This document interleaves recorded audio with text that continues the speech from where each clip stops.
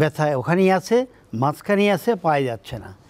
এটার জন্যে ফার্স্ট চিকিৎসা আমি যেটা করি সেটা হলো SLR, স্ট্রেট লেগ রেইজিং, আপনি পা উঠান। তবে সাধারণত আমি এটাকে বলি প্যাসিভলি উঠাতে, অর্থাৎ কেউ ধরে ধরে পা উঠাবে আবার নামাবে, পা উঠাবে নামাবে। এই ট্রিটমেন্টটা বারবার করলে তার ওই লোকাল প্রবলেমটা চলে যাবে।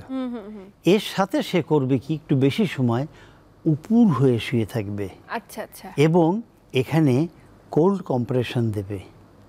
যদি সে পারে আরেকটু ভালো হয় মায়োফেশিয়াল রিলিজ করে নিলে। মায়োফেশিয়াল রিলিজ তাকে এখানে অনেক উপকার দেবে।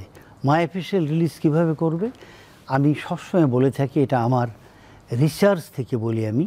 সেটা হলো 1 পোয়া নারকেলের তেল, তার মধ্যে 20 কোয়া রসুন কেটে অথবা ছেঁচে দিয়ে চুলায় গরম করবেন, লাল লাল হলে একটা পাত্রে ঢেলে রাখবেন।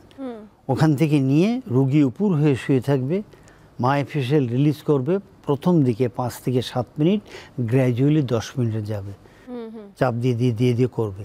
এরপর এখানে কোল্ড কম্প্রেশন, ঠান্ডা সেক দেবে।